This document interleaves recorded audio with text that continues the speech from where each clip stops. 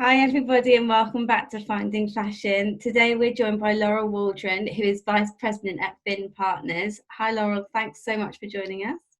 Morning. Hi, you're welcome. Can you tell us a little bit about yourself, please? Sure. So I, like you said, work at a PR agency called Bin Partners on their consumer team working on beauty clients.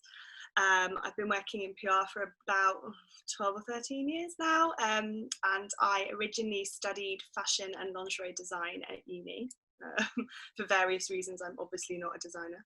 And yeah, so when I was at uni, I had lots of work experience placements and did some more kind of after university with fashion PR agencies, and that's where I kind of started off in the industry working in fashion PR.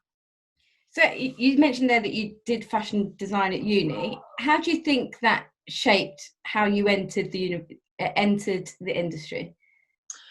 Well, like I said, I didn't really intend to do PR. I honestly had no idea what it was when I kind of first went to uni. And throughout the course of my degree, I established that I was never going to be a designer. I am really not very good at drawing. And then in my final year, I got made the student rep and had to organise our graduate fashion show and our graduate exhibition. And I kind of got a taste of that like organisational side of things. Throughout uni, I'd had a couple of work experience placements where there'd been an element of getting involved in that kind of PR side of things, London Fashion Week shows and stuff like that. So when I'd finished, I got some specific work experience with a PR agency. And that kind of cemented that was really the way for me to kind of go into the fashion industry, because I loved fashion and I knew that I wanted something in the fashion industry, but in terms of kind of sitting at a desk and designing all day, that wasn't for me. And whilst you were studying, you interned as well at Jenny Packham and Frost French. What did you do to make yourself a memorable intern when you were there? I think it was a lot about being invaluable, making sure that you're willing to learn, speaking up, like even though there's obviously always going to be an element of kind of making tea and getting lunches and things like that, I really wanted to put to use all of the stuff that I was learning at uni. So getting involved with pattern cutting, getting involved with kind of helping in the fashion shows and all that kind of thing, and just really making sure that I was visible and heard, really. There's nothing worse than kind of sitting in the background and people not really realizing whether you actually want to be there or not. So. Mm-hmm. And do you think that there's any skills that you learned as an intern that you still use now? Yeah, I think just that, the kind of speaking up and the being invaluable part. I mean, even when you're, joining a new team or joining a new project or on the background of a client call with lots of different agencies or whatever, like you need to kind of make yourself heard, particularly in an industry like PR. I would say it's not really something for wallflowers. You've got to kind of have a voice if you want to be listened to. Mm-hmm. And when you entered the industry, a lot of your job would have been PR placement in magazines. How has your job role changed throughout the digital revolution?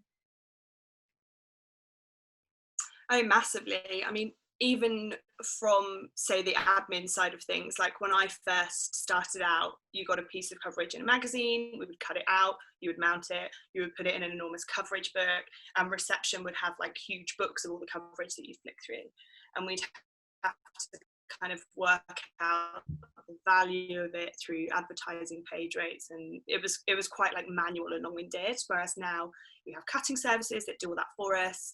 We have online cutting services that automatically kind of pull through any online coverage. They can work out the reach of it, the domain authority, how many people have clicked on it, all of this kind of thing. So on the one hand, it's allowed us to be a lot more analytical for our clients. It means that you can, present them with some really, really analytical results, showing exactly where coverage has come from, where click-throughs have been, what customers have been attracted to. We can also use things like Google Analytics to look at sales on clients' websites, and quite often we can see when there's been a real spike in sales through something in PR. For example, we've had something featured on This Morning, and you can literally see the sales online kind of going up massively. So that's been really interesting and kind of much more helpful. But also I think, obviously getting product placement has changed.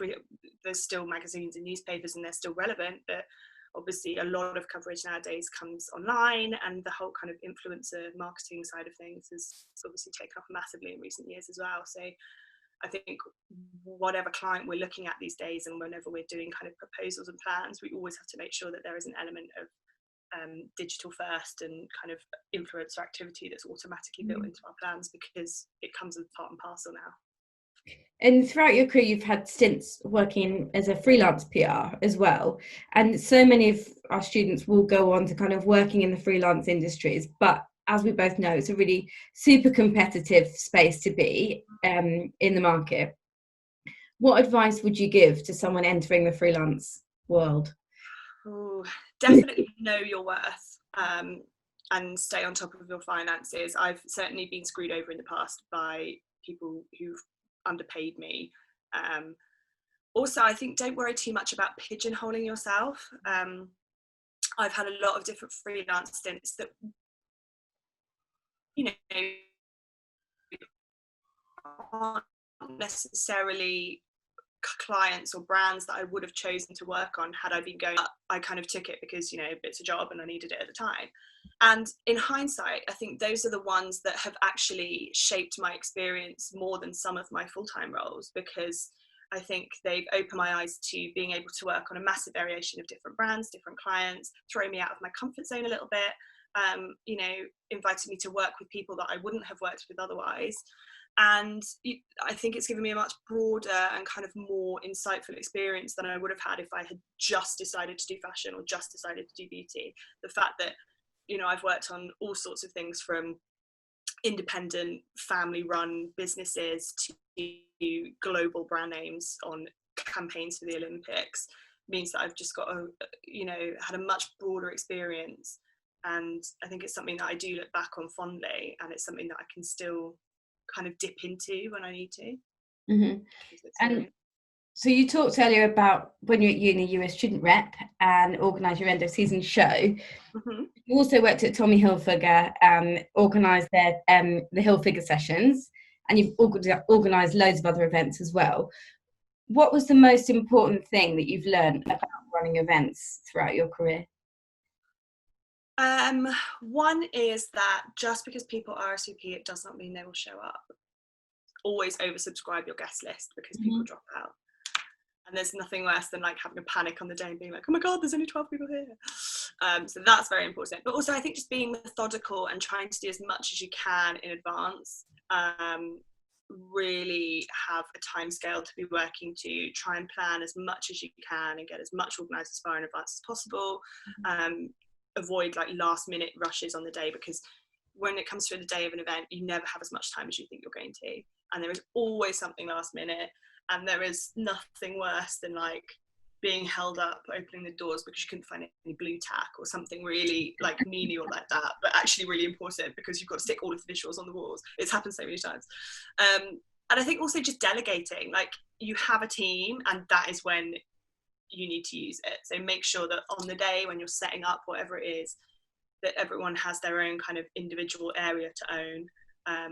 That's really helpful. If somebody knows that they've got to do this, somebody knows that they've got to do that, then, you know, it just makes the whole process a lot easier. And if you're the one that's kind of organising everything and running it, it just makes, you know, lifts the pressure off your shoulders a little bit when you can delegate some responsibility. Mm-hmm. And leading up to the event, you talked about kind of a lot of the time, like people don't come to the event. Like, what do you do in that situation, like after the event, if you've had like people that have RSVP'd that don't come? Like, what's the process after an event? Good question. I mean, I think clients always know that there's going to be a certain amount of drop-off rate. In terms of following up with the client, we will just kind of, you know, confirm that as many people came as we could get there, and we would follow up with everyone that didn't come and see if, say for example, if it was like a product launch or something, we would check that they've got all the right information. If they want to find out anything more, like quite a lot of time people don't come because the days just get busy. I mean, now things are very, very different. We're not even doing events kind of in the live sense like we used to, but you know, remember back in the day, if you have an evening event or something, so many people would just be like, my day just got bad and couldn't get out of the office or whatever it may be. So, you know, it's not through kind of any fault of their own if they don't turn up. But I think it's just a case of like following up with everyone and making sure that they've got all the information that they need about what the event was about, and kind of keeping up with those relationships. Have any of your clients started to express interest into moving into the virtual event space? Yeah, we have done quite a few. Have already done virtual events for various Christmas launches and stuff, and I'm holding one this week actually for one of my clients. So yeah, it's definitely something that we're exploring. You see the effectiveness from virtual events are they as successful as face-to-face events? I think they have their successes in different ways. Like we've had really good feedback from press and influencers that have attended them or that have attended other ones and kind of given us some thoughts on them. That, you know, sometimes physical events, particularly when there's lots of, say, Christmas press days all at once, it just gets a bit much and you're running around town trying to fit in loads of different appointments. Whereas actually, if it's virtual, it takes you 45 minutes or whatever. There's no travel time. You can do it from home. You don't have to find someone to look after your kids. All of these kind of things actually sort of add up a little bit better. Also, you know, it very much depends on the brand and the client, but dependent on the kind of event that you do, you may be able to do something that's like a Zoom chat that's more personalized one-on-one appointment. I think there's just ways of doing things when you're doing it virtually that make it a little bit easier. I think I've been to virtual events in the summer. The ones that I've been to are so engaging because they really do help you feel involved and connected with that brand. But there's other ways that they've got you to feel involved. For instance, like asking questions or like throwing it out to the audience or like sending you a package beforehand, which kind of get involved in the event. So it's just thinking about outside of the box of like different ways that you can get people involved. That's not seeing them face to face. Having a craft along or a bake along or whatever it may be, whatever the client is, whatever the event is, so, you know, delivering something in advance that makes it engaging for whoever's being involved rather than just having, you know, a random something to watch along that isn't going to engage you as well. And at Fin Partners, where you work now, you guys work on a lot of kind of lobbying important issues which are really connected to the consumer. So as an example, in the past, you've worked with Superdrug, who launched a campaign against tampon tax. How important do you think it is for brands to connect with consumers via shared values? Oh, so important. Like brands have power and people listen to them. And obviously as consumers, we on the whole are only becoming more alert and more woke about issues that affect us, whether it's tampon tax or diversity in campaign imagery or making sure that ingredients are sourced ethically or, you know, recycled packaging, whatever it may be. And it's so important that brands listen to their customers and listen to kind of what they want out of a brand, because at the end of the day, they listen with their wallets. Like if a customer doesn't agree with you and your policies and what you sell, they're going to go and shop somewhere else. And I think it's important for brands to, you know, even if they're not perfect, hold their hands up and be like, right, okay, maybe we haven't got 100% recycled packaging, maybe we haven't got this, whatever. But to kind of, you know, hold your hands up and say, right, this is what we're doing, here's our policy, this is what we're going to be doing over the next 2 years, 5 years, whatever, and kind of be vocal about the steps that they're taking to move in the right direction and, you know, gain the consumer trust in that way. 100% perfect. So yeah, I think it is really important for brands to be clear about that. And creating noise around a brand is also really important in a way of, you know, connecting consumers and building up that trust that you mentioned. And in the past, that you've done a PR stunt where JD Williams did a peaceful protest at London Fashion Week called Grow Up London Fashion Week. And it called for age discrimination against, you know, not seeing older models on the catwalk. How do you come up with ideas like that for live PR activity, which are going to get the attention of consumers? We always kind of start off by making sure we have a team brainstorm and involve like the whole wider team from the agency as well, not just the people that work on that specific account. So it's always amazing how many ideas and kind of fresh insights come from people who maybe even, you know, just don't work on that client but don't work in that sector at all. And I think also that's the benefit that I've seen as well from having experience of lots of different brands and lots of different agencies and stuff is to kind of have that wider insight. It's always good to kind of think big, think about what you want the end goal to be. Like, what do you want to achieve? Do you want to shock people? Do you want to get headlines? You know, what is the end goal for the client in this? You know, why do we want to get them noticed? There's obviously always things that kind of don't make the cut, whether that's because of lack of time or logistics or budget or whatever. But, you know, to be able to go to a client with a massive idea and be like, right, if we had X amount of money, if we had this, then this is what we do. You know, you want something that's going to wow them and show your clients that you're still kind of thinking really creatively, regardless of how long you've worked on that brand for. But yeah, we always kind of think about how we want to make an impact and how we want to get them noticed and get people talking about them, because at the end of the day, that's the whole point of doing a PR stunt. Mm-hmm. And it's inevitable that sometimes brands will launch products or launch a message which, you know, creates some controversy, and, you know, consumers don't necessarily like it. How do you use PR and communications to shape consumer view of a brand and kind of flip that message? I think this is where communications can really come into its own, especially if you've got an opportunity to kind of back up whatever you're talking about with facts and stats and you know, solid research and reasoning as to why you're doing what you're doing, why you've launched this or whatever it may be. You know, why you've decided to go down this certain route at this particular time. I think building really strong media relationships definitely helps with that respect, because, you know, if something kicks off and there's a bit of a controversy, if you have a great relationship with the journalist and you can go to them and say, right, actually, here's our reasoning, this is the official line, the press release, and, you know, see if they would be able to run something, you know, if they're more inclined to like listen to your story from you having a great relationship with them, then I think that can certainly help in that respect. But yeah, there's always going to be things that people don't agree with, there's always going to be controversy. I think just having the facts to back it up really helps in that situation. Mm-hmm. And talking about facts, Waitrose recently launched a PR activity tagged on the fact that Halloween searches were up by 90% in September. How do you use those news stories and those like snippets of information to create those PR pitches? We always work really closely with our clients to find the hooks that could be of interest. So whether that is particular like sales trends or certain items that are like flying off the shelves, Google searches. So we did a lot on, for example, we've got a home hair dye client, and you know, Google searches for home hair dyeing were obviously massive at the beginning of lockdown, so that was something that we used for them. But yeah, anything that really kind of focuses on the facts and the stats as to why interest would spike in that product.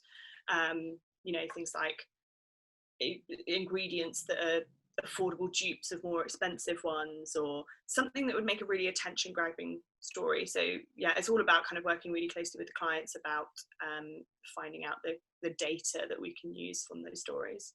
Mm-hmm. And what's the process like between, you know, gathering that information from the client and then, you know, working on pitches in the agency? What's the process like between generating those ideas and coming up with those facts to executing that PR activity? Sometimes it can be really quick. Sometimes it can be months of planning. So for example, like quite often we will jump on the news agenda if there's like a story about an emerging trend for something, and we can go to the client and be like, right, we've seen X, can you pull sales data of this? And we'll get a news story drafted and kind of out the same day.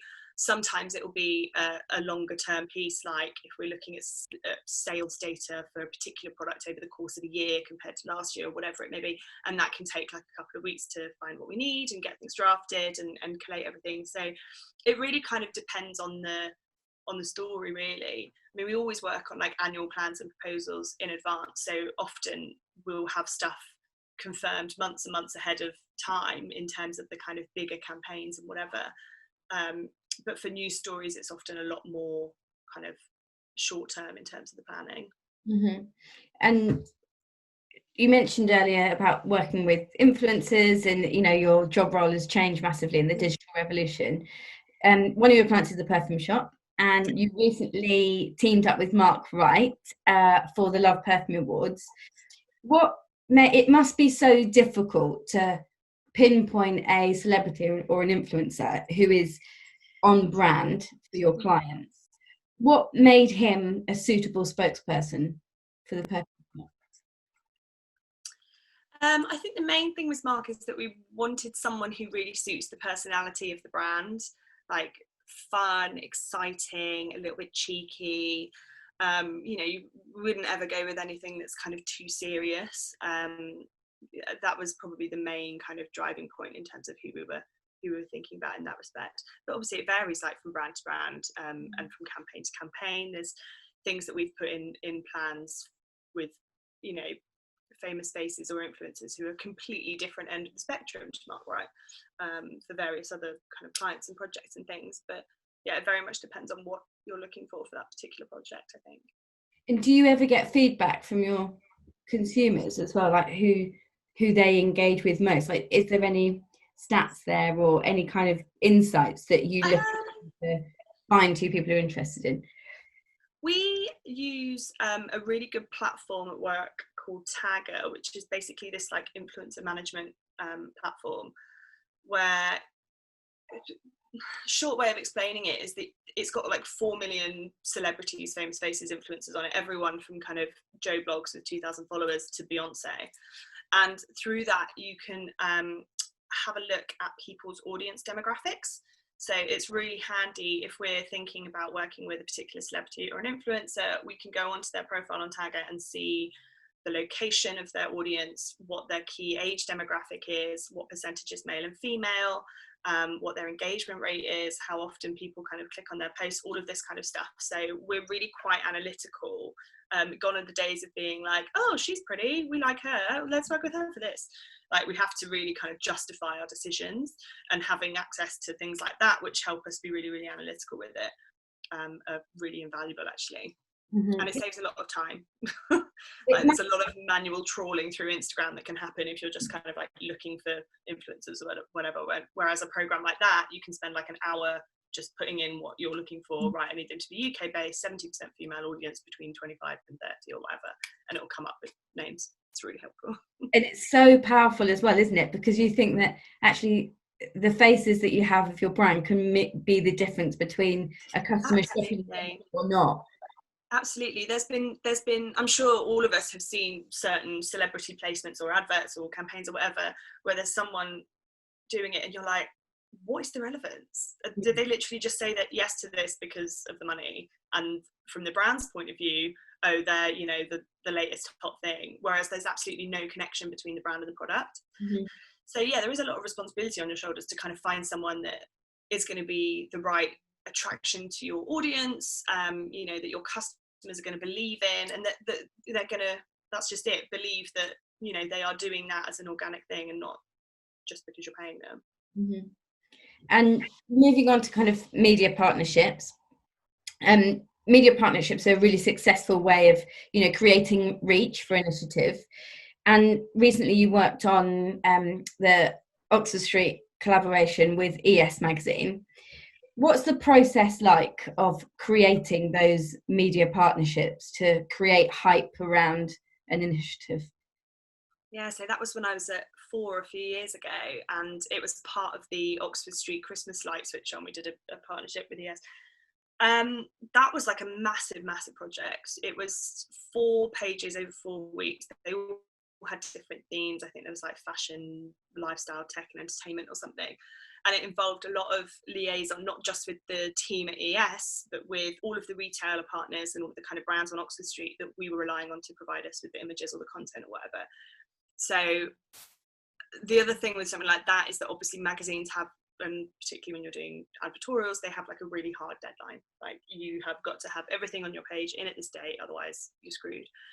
And it was a lot of kind of juggling of, some pages had maybe like 8 or 10 things on them, so that was speaking to 8 or 10 different retailers over the course of 4 weeks per page, whatever it was.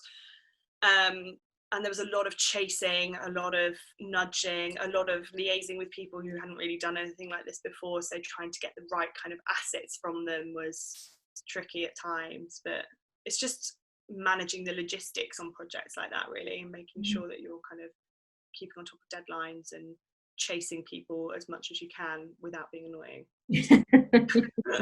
But yeah, that whole Lots of Street Christmas Lights thing was probably one of the biggest campaigns I've ever worked on at all. Like literally on the day itself, everyone in the agency, regardless of whether or not it was your client or not, everyone had a role. And it was so busy, but I got to meet Craig David, so it was Goals. I know, right? It was worth getting frostbite in my fingers. I'd say so.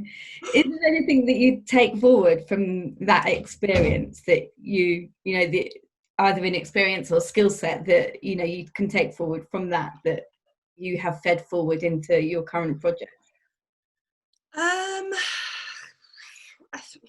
Not specifically. I mean, we haven't really done any further kind of media partnerships recently. But it's certainly something that I would keep in mind, the learnings from that time in terms of just, almost like what I'd said about the event thing, is getting as much front-ended as you possibly can, like getting everything organised ahead of time so that you're not rushing for deadlines. And you've done a lot of pop-up shops as well, so you've done a bit of everything. And most recently you've worked on pop-up shops for Waitrose and Superdrug. What benefits are there? Obviously live events have naturally changed recently, but we are starting to see more pop-ups happen at the moment. What are the benefits to that kind of strategy? I think the good thing about a pop-up is that it means you can bring your product or your service or whatever it is to a different audience. So you could have that in a location where you don't have an existing store, or where you want to try out the customer's appetite for your brand before you invest in opening a store, something like that. So it's a good way of kind of gauging people's reaction to things. It also means that you can focus on something very, very specific or niche or different. So the Superdrug one, for example, we did a little vegan pop-up shop for Veganuary. We took a space in Box Park in Shoreditch, and it meant that we could really focus on the 100% vegan products that Superdrug stocked, both their own brand range and from their kind of brands. Really push the messaging about their vegan credentials. The whole focus of the store was the vegan pop-up shop. So it was an opportunity to be really, really specific about what we wanted to talk about, both from a media point of view and for the customer. And within that vegan pop-up shop for Superdrug, what else did you have there to make it a really engaging experience for those who visited? So we used the space for various kind of events. It's a few years ago now, but I think we had a couple of influencers who did collaborations with various exclusive brands that are stocked in Superdrug, and they kind of used that space to do like meet and greets for their fans and things like that. We did like a press and influencer launch. We invited press down to the shop for kind of individual appointments, just to kind of be talked through everything that was going on and stuff like that. So it was a good opportunity to use it as a bit of an event space as well. And alongside your work in PR and events, you're also a freelance writer, and you write a lot of like fashion and lifestyle and food for various publications, but for All in London mainly. And you're a seamstress as well. How important is it for you to have a side hustle that's that's something work that is away from your main job? For me personally, really important. Like, I've always had loads of hobbies, always loved having my fingers in lots of pies. Like at one point years ago, I was working in PR and teaching sewing classes and blogging, and I had my own lingerie label as well. So I was just like constantly busy. But I am now just kind of sticking to the writing and the odd, wedding dress commission and things like that. But I love having things to focus on outside of work. And for me, I've never wanted to completely pigeonhole myself in terms of my skills as well. There's been a couple of times in my life where I've been made redundant, and the thought of being able to have something to fall back on in case I need it is very much what kind of keeps me motivated in that side of things. And also I just love being busy, and I love having, being able to monetize things that have been passions and interests of mine forever, like the sewing. You know, I knew as soon as I started at uni pretty much that I wasn't going to be a fashion designer, but the making side of things I have always loved. And whether that's teaching sewing classes, or, you know, making bespoke wedding dresses, or altering jackets for short people like yourself, it's something that I've always loved doing. And, you know, it's a skill that I'm able to kind of make a bit of cash on the side with, so why not? Mm-hmm. Is there any other ways, because, you know, it's must be a really pressurized job working in the industry that you do, are there any other ways that you try and switch off, or any tools that you utilize to kind of step away from work? Yeah, I mean, I'm in a choir, which I absolutely adore. I love singing, and it's such a good stress relief and release. And, you know, if you've had a really long busy day, all you want to do is like go home and sit on the sofa, and there's been times when I've like dragged myself to choir, and it's just been the best therapy. But yeah, just having hobbies that you can switch off with, whether that's reading or sewing or playing chess or whatever it is, something that's not digital, something that you can, you know, completely switch off with and just have some valuable me time. Mm-hmm. And my final question is, what's the biggest misconception about working in fashion and beauty PR? I have had a lot of interns in the past who think it's all just like glamour and parties and stuff, which I love. And I'm like, yeah, we do have parties, but you're probably going to be standing on the door with a clipboard. Obviously there's loads of really, really fun aspects to it, but it is hard work. It's really hard work. It's busy, it's really fast paced. Sometimes there's long hours, but it is an absolute buzz. But yeah, I think the biggest misconception is from people that think it is going to be all ab fab. And I'm like, still? That's 5 years ago. It hasn't been like that for a while. But I'm always, I mean, there was one job that I had several years ago, and we had we were kind of partnered with like an intern program, so every few years this university would send over interns, and so many of them were just like, oh my god, when can I go to a party, we can I like drink champagne and hang out with celebrities. I'm like, you're the intern, that's not what you're going to be doing. But yeah, I think that's probably the main thing. Not so bad anymore, but it's mad, isn't it? Because you look at like it's difficult with social media, because you look at social media and you think, oh, it is all just about parties and eating nice food and that, but there's so much work that goes on behind the scenes that, you know, people don't realize. So yeah, so it's mad, but absolutely, you're making it look good. Thank you so much for joining me today. I really appreciate your time, and you've shared some really valuable insights there into your job, which will be great for so many of my friends who want to go and work in fashion and beauty PR. So thank you very much, and I hope to see you soon. All right, take care. Bye. Bye.